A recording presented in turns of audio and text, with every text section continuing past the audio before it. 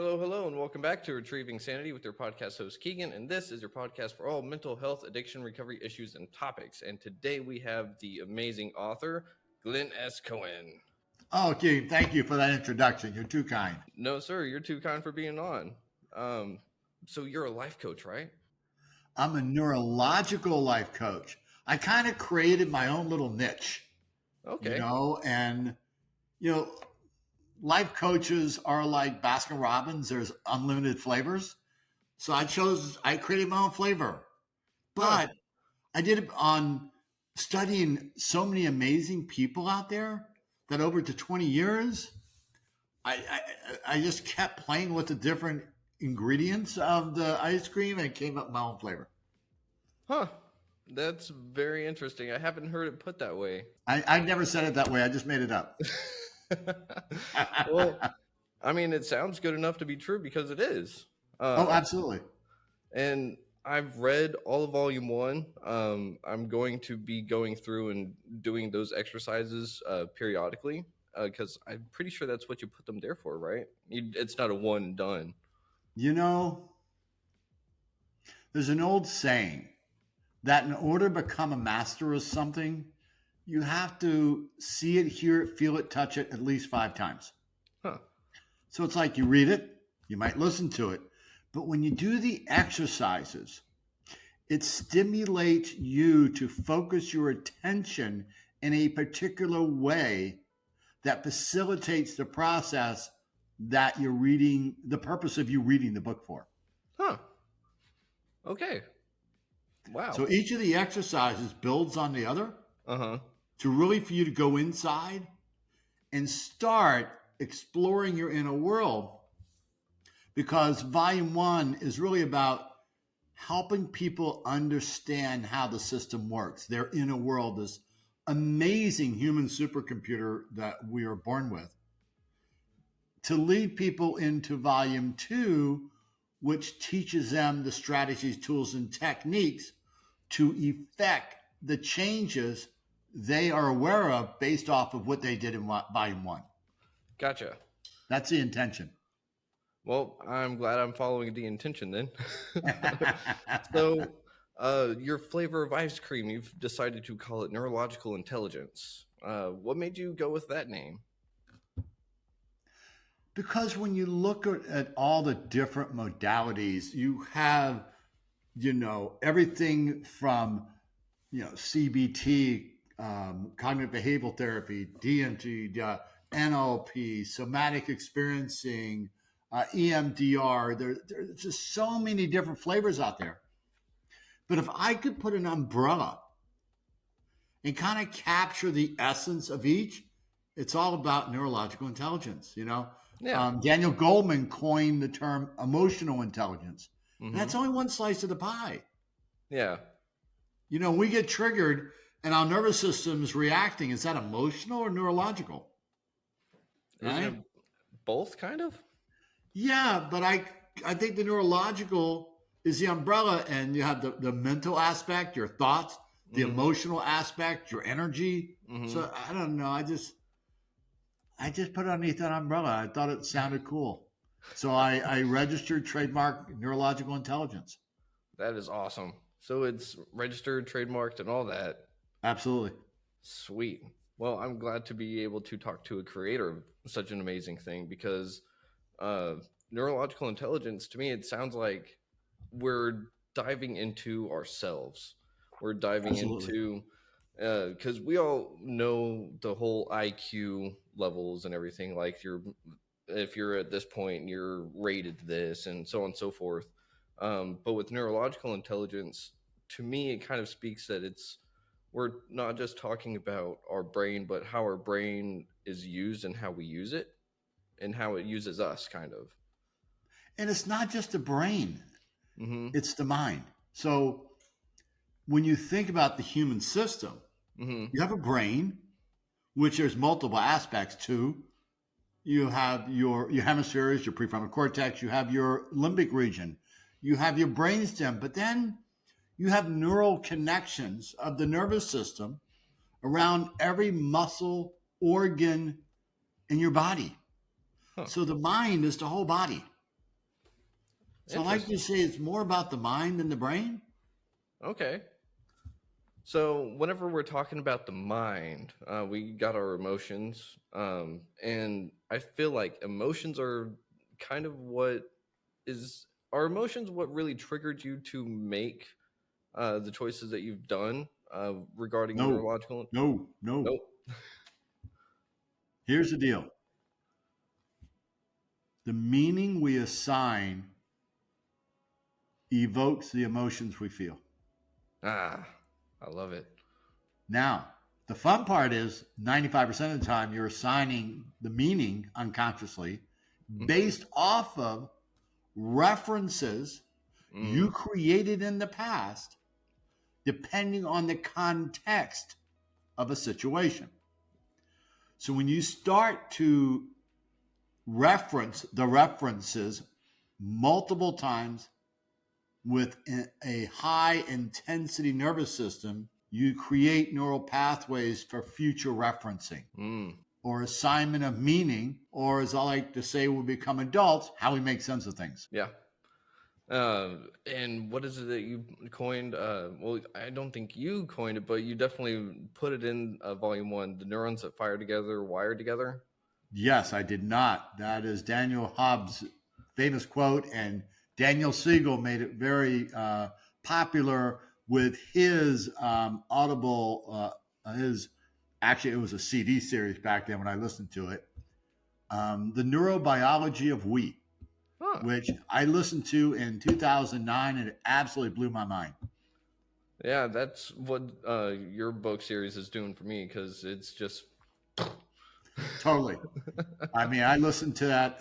I probably listened to it 5 times. It was just, I didn't know anything about the nervous system and all that. I had studied all these other people at the beginning when I started this in 2003. But when I listened to that, I was like, whoa, that was just opened up everything for me. Oh man, well that's really good to know because I just got so many questions about volume one, especially because people that don't know neurological intelligence, what better way to help guide them into it than volume one, right? So, Absolutely.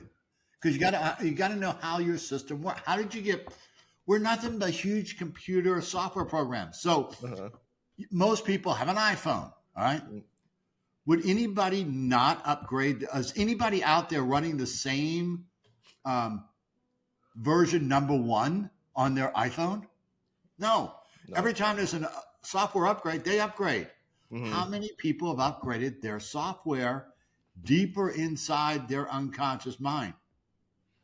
Probably That's not what a it's really lot. about.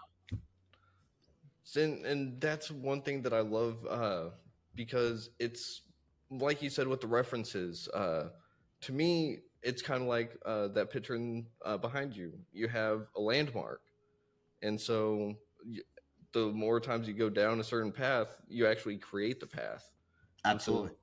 so that's kind of what I get whenever we talk about or you talk about references in the book, because like you said, you reference your references. And so, how do you start to change your references with the context within yourself? Great question. So I like to keep things very simple. So I say things are either green empowered or red disempowered. And of Hmm. course, we have stuff in the middle, but I like to keep it simple. Yeah. When we are in our adult lives, and it usually is the most evident when we get into a committed love relationship because nobody can poke out patterns more than that person. That's what they're supposed to do. Hmm. But when we get triggered and our nervous system goes above an NSI, nervous system index, of a 3 and approaches 6, our body will send us a signal. Most of the time, nobody pays attention to it. We run it over, right? Like Uh-huh. roadkill. But if we learn to pay attention, we then can increase the gap of time before we make a choice to make a new choice.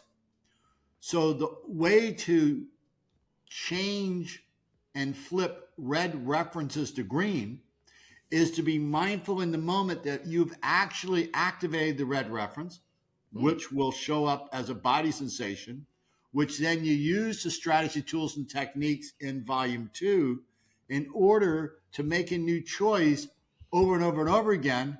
And when you do it and you reference the green reference multiple times, you flip the pancake over to the other side. Ah, okay. You make it sound so simple, but obviously it's not that simple, right? No, it is simple. It is very simple to explain and very challenging to apply. Of course.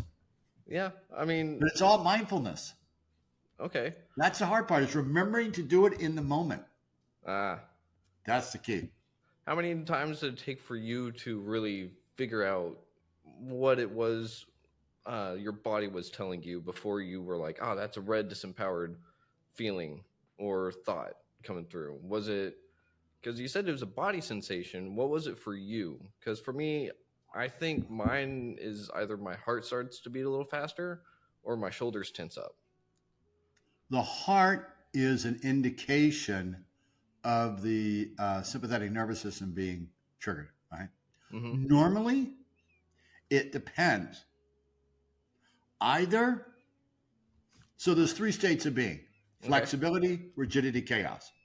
Yeah. So when we get triggered, we tend to go one or the other. I would go rigidity, but I would take it to the absolute max where I would absolutely shut down frozen. And it was just,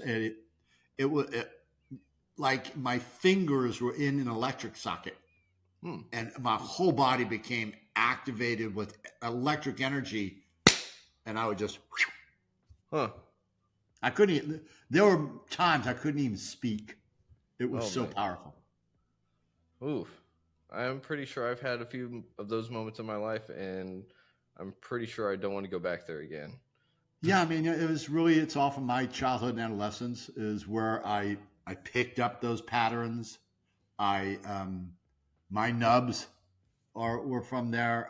My pods were created during that time. And it was really, in the last 5 to 8 years, I really started stepping into that Mel space and really, and I still do my personal work. That picture behind me is my my reminder that right now the part of my journey involves Sedona, Arizona, and that's a picture of the red rocks of Sedona. Oh, nice. Yeah. That is really awesome. And you had mentioned nubs and pods and Mel. So Yes. I know what they are because I've read volume 1 and I'm working on volume 2. But for our listeners, we kind of got to start with nubs, if not TEBs, right? Well, so let me globally explain that we all have multiple personalities. It's okay, folks.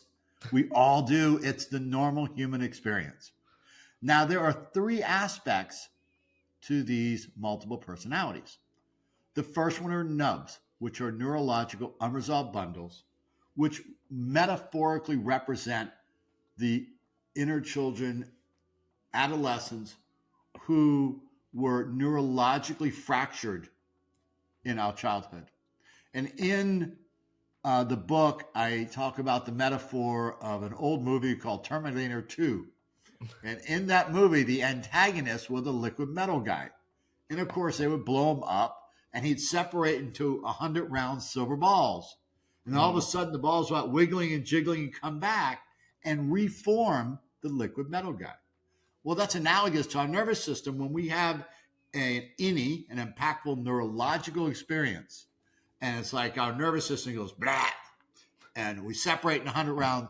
The vast majority of the time, all the balls come back and we reclaim our original innate wholeness. But every so often, one of them doesn't come back. And it's out there all alone. It's very, very vulnerable. And inside the boundary of that are the painful emotions and the disempowered beliefs for how you made sense of your experience at that time. Now, since it's all alone and very vulnerable, it needs protection. Hence, pods, which are the second aspect, and that stands for personalities of offensive and defensive strategies. So we start to develop these new personas, these new roles to guard that aspect of self that we want to hide, and so nobody can find it, right? Mm. And then there's another aspect of self, Mel, the mindful, empowered leader of our inner world, which is the highest version of self that lives by these particular values I outline in the book. And some of them are being present, non-judgmental, centered and grounded, open and flexible with love and acceptance. And it's from that place we have maximum flexibility to be able to work in our inner world and find these unresolved aspects of self, these nubs, and help rescue them, release them, so the pods can then evolve into a different personality that serves us instead of protects us. Mm. Okay. So, whenever you say everyone has multiple personalities, does that actually include people diagnosed with MPD? Everybody does. It's just, it's part of the human experience. Fair enough. I mean, you can be, yourself 1 minute, and I'll guarantee you when you get triggered, Mm-hmm. you are not the same person, Yeah. right? Mm-hmm. It's not, we don't judge it. It's not good or bad. Now, Mm-hmm. the question is, does that aspect serve you or cause you to suffer? Because even the pods have two sides, green and red. Mm-hmm. A competitor pod is very helpful in your professional life, but in your personal life, it's probably going to create some challenges. Yeah. I can definitely see why on some of those. And in the book, you said that everything has that innate uh, goodness to it. And I believe we all have that in us, but mm-hmm. sometimes we block it out. We protect it because it's too vulnerable. Because somehow, and this is really a key aspect, that in our neurological wounding in childhood, adolescent, it's not so much what happened to us. It's not about the story. It's about how we made sense of it and what happened within us, how it altered and affected our nervous system, how it altered the programming codes of our software for who we think we are, our identity, and how we make sense of the world and the beliefs we develop about ourselves and others. Because that is how we process in the present moment. Gotcha. Does that make So sense? it makes sense to me. I hope it makes sense to everyone else. Well, if Because not, tell them to please let me know. I'd love to explain it to them more. fair enough. And for those listening, y'all can find his book, Neurological Intelligence, Volume 1 and 2. I listened to most of mine on Audible, and he actually narrates it himself. So definitely check out Neurological Intelligence, Volume 1 and 2, because, man, they have already started to change my life. No, you change your life by They've actually applying what you've learned, they've helped. right? Yes. Yes, yes, yes. Never give your power away. Yeah, it's funny because like in between reading volume 1, there were a few moments that popped up because me and the wife were just living life and then having a little bit of a trigger moment or just a little bit of a poke, and I was just like, and then just driving along, I was listening, and then it just immediately I felt that mirror pop up, and I was like, Yes. I love that. Yes. So instead of the finger going this way, you went this way. uh-huh. That's where And all learning and growth happens. yeah, and it's not easy. I will be the Because first to admit. human instinct, if you go back to the beginning of time, Hmm. the way the human software system works is in the very beginning, we only concerned ourselves with two things: safe or danger, Hmm. whether we were going to eat or we were going to be eaten. And of course, we focused more on the negative because we had to stay safe or else we would die. Hmm. So you extrapolate that over the thousands and thousands of years. Is a hyper vigilance to a negativity bias inside the software coding. Hmm. And that really gets amplified when we get into committed love relationships. Why is it that it gets amplified in those relationships? Because aren't those the ones we're supposed to feel the safest in? We're supposed to, but that's also the ones we're most vulnerable. Ah. Aha, exactly. And then I talk about in volume 3 that'll come out October, November. When we go searching for a mate, we do so in 2 levels. The conscious mind is looking for all the wonderful qualities we want. But the unconscious mind, which is 95% of everything we do, is looking for what we need Hmm. in order to find somebody who has uniquely similar traits, states, and patterns of a composite of the people who neurologically wounded us the most earlier in life. So Mm. we need this person to come into our life and poke our patterns in order to bring the unconscious conscious so we can work with it. And nobody can Ah, do that better than the committed love partner. fair enough. Well, couldn't you go back to the person that did the wounding in the first place? Or do you No, think that? you can, but normally, I mean, they got their own stuff, Hmm. Oh, right? yeah, true. And it's really not about them anymore. Ah, In the present moment, it has nothing to do with them. It has nothing to do with your committed love partner. They're just holding up a mirror for you to go in and do your own work to take a look and. and to heal yourself and Hmm. to reveal, release, and resolve whatever's unresolved. The person or persons who neurologically wound you have nothing to do with it now. And we never fault or blame anybody from the past. It doesn't do any good. God bless them. They probably had their own neurological wounding. They had their own stuff. They probably did the best they could with what they had in the present moment.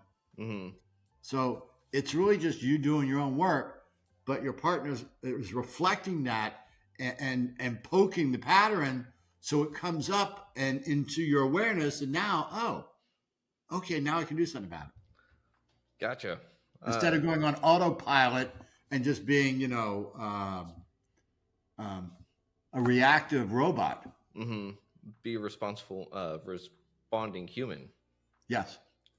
Uh, and I do love that you said that we can't go back to the same person. And kind of like you said, they did the best that they could. Well, you can if you want to. I Hmm. don't advise it. I don't think it's necessary. And that's kind of one of the things I learned in my therapy. Because I was an alcoholic for the better part of a decade. And so in rehab, I went through a 9 month stint of a place called Mena Nehemiah. And while I was there, I did a lot of therapy with an amazing counselor. And while I was there, I had one of those epiphany moments, and I was like, "Why am I mad at my parents? Like, what exact like?" There's things about it, but one of them was I'm 29 in rehab, and while they were my age, they already had 3 kids. So if I'm still figuring myself out, how did they feel? And that started to flip the script for me on so many levels because I was just like, why? What's the point? Like I. And that is probably one of the most important aspects of self healing is when you can change the meaning that you've assigned to a past experience. So there was a younger version of you that was really angry at them, and he had every right to be for that time period, right? Hmm. But he probably never had a voice. Now, in the work that you did, it sounds like you were able to reclaim your personal power by making a choice to change the meaning you assign to that past experience. That alters the functioning of your neural networks and creates new neural pathways. Good for Hmm. you. Well, thank you. Well, definitely wasn't the easiest, but it definitely was like a brick wall. Yeah. Are you familiar with Wayne Dyer? The name rings a bell, so not too Famous, familiar. famous author, unfortunately passed away a few years ago.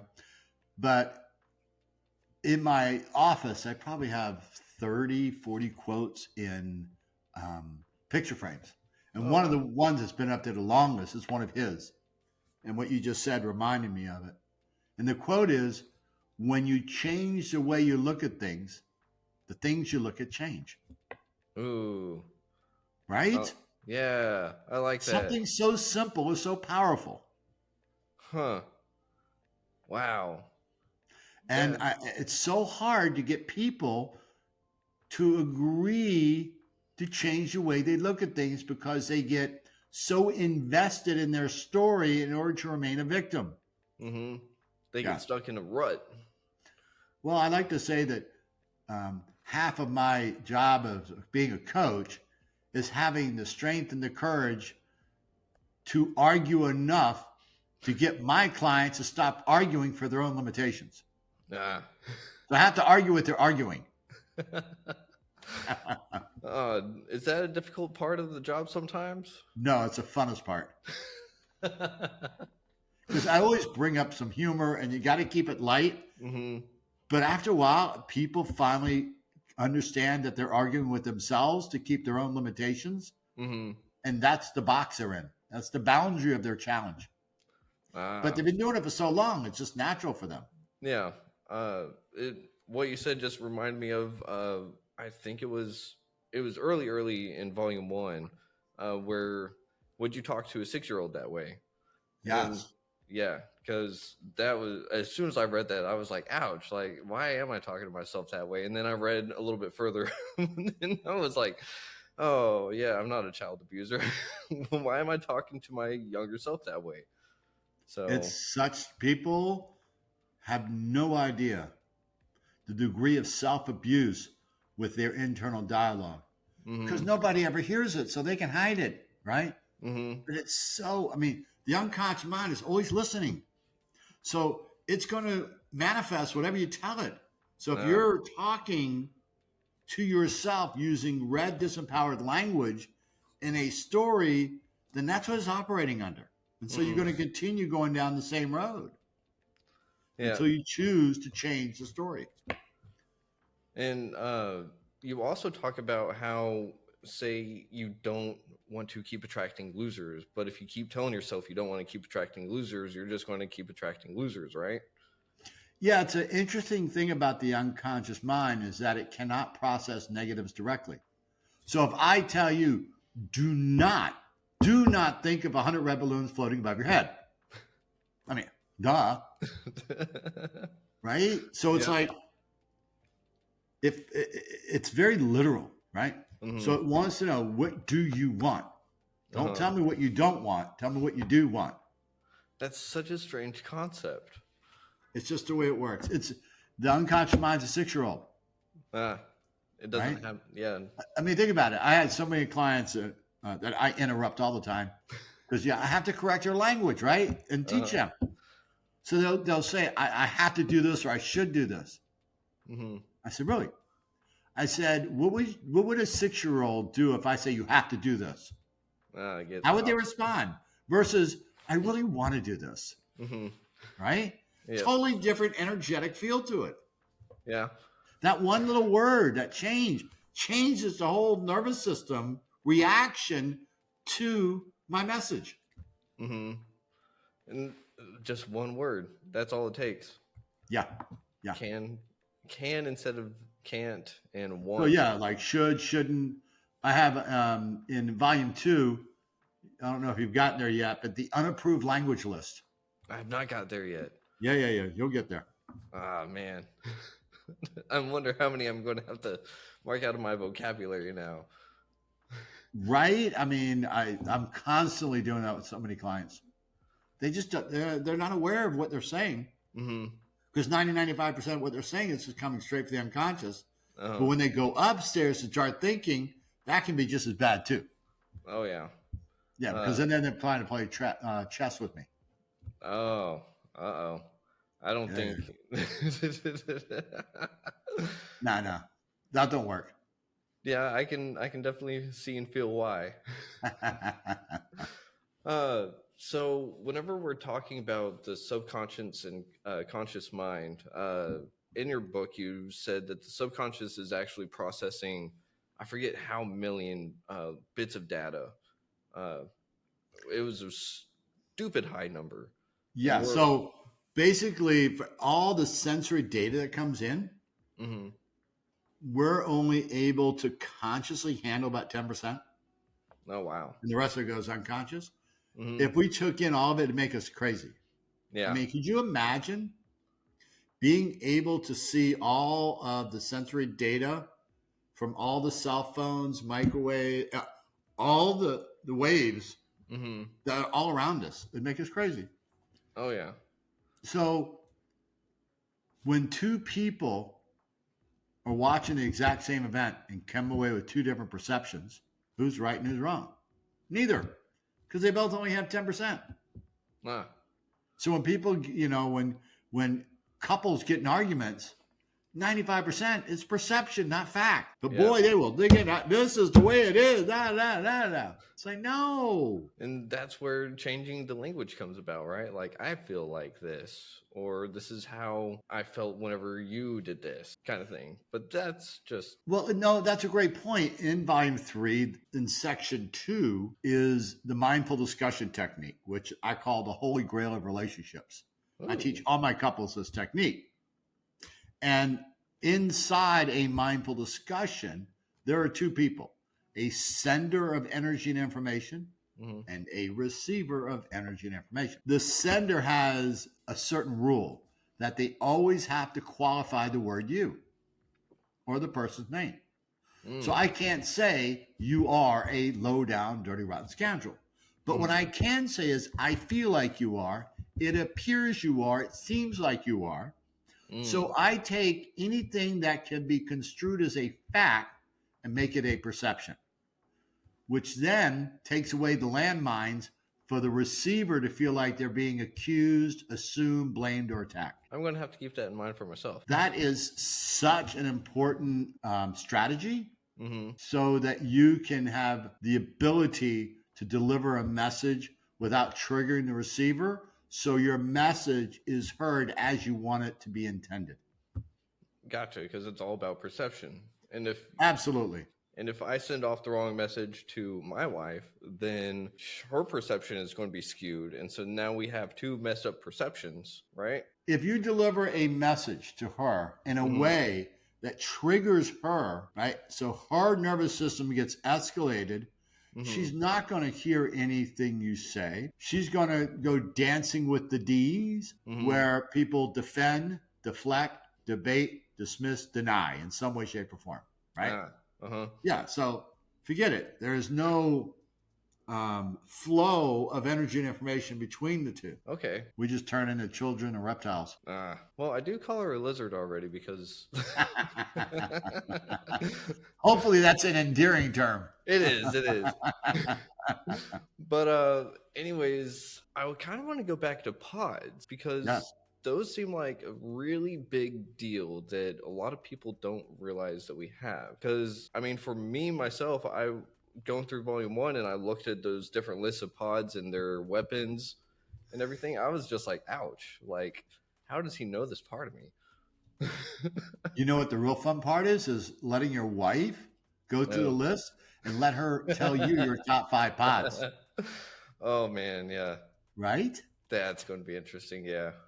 And then you do the same, and y'all have a discussion and get to know each other's pods. See, the pods, her pods think you're the enemy because they're protecting her vulnerability, her little girls, right? God bless them. They're doing their job. Yep. So in order to have the best strategy and to be mindful, you want to make friends with them, not become their adversary. You know, there's a famous quote out there, whatever we resist persists. When we resist our partner's pods, they will persist in protecting that which they are. So we have to have a different strategy for working with each other's inner world in order to create flow and flexibility. Okay. I know that there was one pod, I forget the name of it, but you have to pass 5 tests. The tester. The tester. Okay. I'm pretty sure I've ran into that one from her. You know, it is a very common feminine energy pattern. If you go back to the beginning of time, and only up until maybe 100 years ago, feminine energy were second-class citizens. They can be bought, sold, enslaved, raped, you name it, from caveman days on until about 100 years ago. Mm-hmm. So I believe, and this is my theory, it's built into their genetic coding that if they didn't have a strong masculine energy to protect them, Mm-hmm. they were not safe. Ah. So unconsciously, they will test their masculine energy in certain ways, and a lot of that depends on their nubs and pods in order to believe that they are safe now, even though they're totally safe, but their unconscious mind doesn't know it in Mm-hmm. the context of a certain situation. Yeah. So, one of the ones that I kind of wanted to also speak on was the hermit crab, Hmm. because I feel like nowadays a lot of people have turned into hermit crabs and not even known it. Because we all have our cell phones, we have social media. So to me, I feel like a lot of human interaction like actually needs to happen face to face. Like, yes, this is awesome, this is great, but there's some of that sensory data that I can't get from you over the internet, right? And so it You also, know, I hear what you're saying, but I think we have to adapt to technology. I mean, mm, most of my clients are via Zoom, and I can pick up their nonverbals quite well. fair enough. But I've trained myself to do that. Yeah. You know, COVID really messed with society in a big way, in ways that people are just now beginning to understand, in that it was such a hard break and it changed people's patterns. And you add in the technology now where, I mean, how many people really knew about Zoom before 2020, right? Yeah. And Google Meet and all that. I used it a little bit, but not Yep. like now. Uh-huh. It's mainstream now. But I get what you're saying. I believe people who were wounded through COVID, or COVID exacerbated and brought to light an Mm. unresolvedness from their own earlier life, Uh-huh. definitely could be activating that pattern of hermit crab. And if you look at these patterns at the base, they're all about fear. There's Mm-hmm. really only two major forces in life: fear and love. Mm-hmm. And so, COVID was really brought out a tremendous amount of fear in many people. And I don't know how many people have actually worked through that yet. That's a really good point, because I didn't really put the two and two together, but now that you do, it makes a lot of sense. I tell everybody everything is a 12 slice pizza. It's not ever one thing is everything. But I think this is a good, it's good, nice, big slice. Both slice pizza, man. You're making me hungry. Okay, so we got two forces, fear and love. And so most of our pods are going to be born out of fear. And so Absolutely. we're And they operate from fear. uh-huh. And so Totally. we're trying to transform it to love. Again, it sounds simple, but it's really not, because your Mel has to take control of the ship again and Manage, not control. manage. Okay, We cannot control anything inside of us, fair but enough. we can manage it to the best of our ability. Control denotes something absolute. Mm, There's nothing absolute about that, right? But you can manage it to the best of your ability, mm-hmm. and then something will happen. You'll take two steps back, you'll learn from it, and you'll be able to manage it a little bit better next time. Gotcha. Yeah. Because pods have their own personality, so they have their own strategy that they're constantly doing in the background that you have no idea about most Well, of it the time, right? depends. The defensive ones are usually around at low levels. The Mm-hmm. offensive ones come out when they perceive some threat, real or imagined, of course, Uh-huh. to the little ones. Mm. Like, your wife's tester pod is not going to be there every day. Yeah. There is certain context that initiates that pod to step to the forefront and Mm. hijack the system. Gotcha. So whenever you talk about imaginary threats, what are some of the ones that you've come across your career that are the most prominent? Oh, 93% of how people make sense of other people, i.e., partners, Mm-hmm. is nonverbal. Mm. Facial expression, speech pattern, energy emission through the mirror neuron system, breathing patterns, and body posture. So it is the nonverbals that usually trigger people, not the words. Interesting. So if you watch and you can witness yourself with your wife, when you get triggered and notice the nonverbal signal that triggered you, Uh-huh. you're halfway home. Oh man. Then you can share that with her and say, this is not about you, but I'd love to share how my perception of this nonverbal triggered me in such a way that's causing me to suffer in some way. Huh. And then that's whenever the other part of the healing can start. Bingo. Okay. So, man, you said you've been working on NI for about 20 years. Uh, I and started this July of 2003. okay. What have been some of the bigger obstacles you've actually come across developing NI Myself. yourself? Oh, absolutely. Fair enough. Yeah, my own journey through this whole thing. I mean, everything before 2003, God bless, that was just a train wreck. But since then, taking 2-3 forward and then 2-3 back, and Mm-hmm. every step back was opening up a door to explore another avenue, another like I'd be in a relationship with somebody, and it turned out that they were an alcoholic and master manipulator, and it really triggered my codependency patterns, and they Mm. came out full force. Oh man. And that opened, it was tremendously painful, but I'm so grateful it happened because it opened up the door for me to explore codependency, trauma. It was all these things that happened, particularly in the last 21 years, has led me to open up other doors of exploration to put together the concept of NI as well as I have. Mm-hmm. And at the same time, continue my own healing and growth journey. So they've happened along the way together. And I think that's really awesome because I can almost feel your story come through the book uh, because I want to know the person that writes books, and so I kind of try to pay attention to what story is not being told or being told at the same time. Mm-hmm. Um, and one of the things that I also noticed that you put in the book is you actually do mention your giant whiteboards, and Yes. I want to see those because I can only imagine how many times you've had to erase it just to rewrite it. The version that's up there now is the seventh version, but what really was the kicker was 2018. Mm-hmm. I'd gone for a 6-week training. I've never done anything like this before.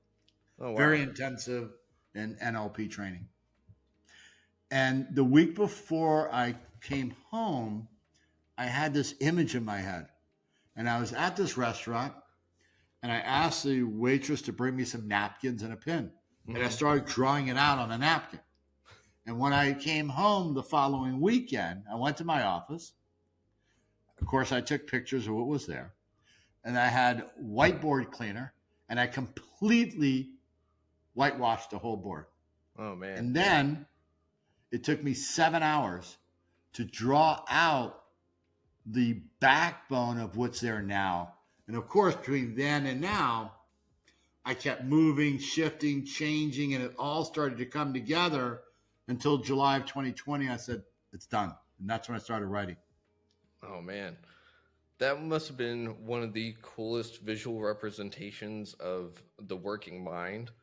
Um, because it's your backstory, it's what you're learning, and you've learned so many different things throughout your journey. And like you've even said in volume one that you in this interview you've taken so much from the pioneers Yeah, of so many different fields, and you've somehow made this amazing. Uh, I want to call it a conglomeration of sorts, but totally. Absolutely. it's like it's its own life form in the same sense, and that's just way too cool.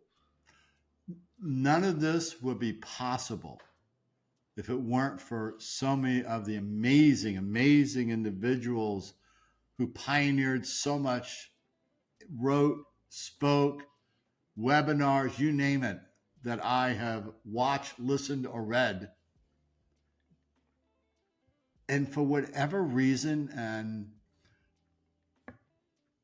it's a universal blessing that I was blessed with, Mm-hmm. that I had the determination, the perseverance. I just would never stop. I just knew that I was supposed to do this and put this together. And honestly, whether the books sell, not sell, I, it's going to be out there.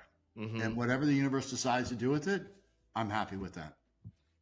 I can totally relate to that. And I just think it's amazing because not only have you created something, but you've done your own pioneering work. Yeah. So someone in the future can sit there and look at your books and start to build something on top of it. I hope so. And I think that that's one of the things that I love about healing and growing is that it never really stops. No, We only I'm still doing my own work. uh-huh. And we got like, and I'm speaking for myself here. I have so many different layers to go through. I've got so many different blocks, and the thing is that I know that every time I build a little bit, some of it gets lost, and I have to go find it and then put it back. And then once I'm done with one little Lego set, then I can use that Lego set to build onto the next one, and so on. And so it's, to me, I don't think this kind of work is ever really completed. Oh, it isn't. I like to say it's like climbing a mountain that never, but you never get to the top. Mm-hmm. You ascend, you plateau. Mm. Ascend, plateau. Now, some people will ascend and this plateau and never go anymore. Ah. But there are certain people, I obviously you, me, we just keep going. There's something that inspires us, pushes us to see what's on the other side, to go a little higher above the cloud line, who have the courage to challenge themselves to do the ultimate healing and growth work. So, what do you think it is that pushes some of those people to get to that point? Um, Pain. Pain. Ooh. Pain is a great motivator. If you Mm-hmm. think about the people who have created the greatest works of art, Mm-hmm. well, it comes from pain. Yeah. That's what drove them. It takes that pain can either destroy somebody Mm-hmm. or inspire them. Huh. Fine line between the two. Yeah. I'd have to agree. And I think I walked on the line for too long. Right. So, Been there, done that. yeah, and I it's crossed the line too many times. same, definitely the same. But But that was part of the journey, though. yep, It was just part of the journey. yep. Because every time I thought I got it right, something had to sit there and kind of remind me I wasn't quite on that side yet. Yeah, I think, it's like I tell in the book, from 1998, 2002 ish, I didn't learn what I was supposed to learn the first 40 years. So the universe made sure that it shot me to the bottom with a big thud to wake me up in Mm-hmm. order for me to do what I did. Yep. And uh, what is that saying? That rock bottom has a basement or Yeah. something. A couple basements. Yeah, I know. I've had to tell a few people this in the rooms that they're like, "Man, I just hit rock bottom, but I keep coming back." And I'm like, "You haven't hit your rock bottom. Like, you just it's a perceived rock bottom. It's only as bad as you thought at that moment." But I think that's also kind of the same thing with fear. Uh, I think it's also a good motivator, kind of like pain. Um, but that's the thing is that whenever I'm afraid of something, whenever something hurts me, the natural instinct is to kind of like push it away or run away. But after a little while, I was able to kind of go, no, I want some of that. Like, let me go towards the fear. not so much towards the pain, but the fear is more of a, it's on my back pushing me forward, and not so much like the opposite football team coming at me now. Yeah, because unless you got a rattlesnake, right in front of you, the acronym for me fear is false evidence appearing real, Mm-hmm. and the best way to dispel that is to walk through it. Ah. Lean into it, walk through it, because most of the fear is the perception from the past was being imprinted into the present. Most of the fear is coming from the pods trying to protect some younger version and trying to convince us of a story. In volume 2, I tell the metaphor of, one day you find yourself at the bottom of a foxhole, 10 feet deep, 8 feet wide, your face planted down into the dirt, and you hear all the sounds of war all around you. And you look up and you got 10 pods standing up there dressed in Navy SEAL battle gear with all their big heavy weapons, and they're yelling at you going, stay down, it's dangerous out there. Mm-hmm. And then one day you decide to step into your mouth, and you start to get up, and they're screaming and yelling at you, oh my god, no. And you stand all the way up, and you realize you're 50 feet from the beach, and there's a chair waiting for you.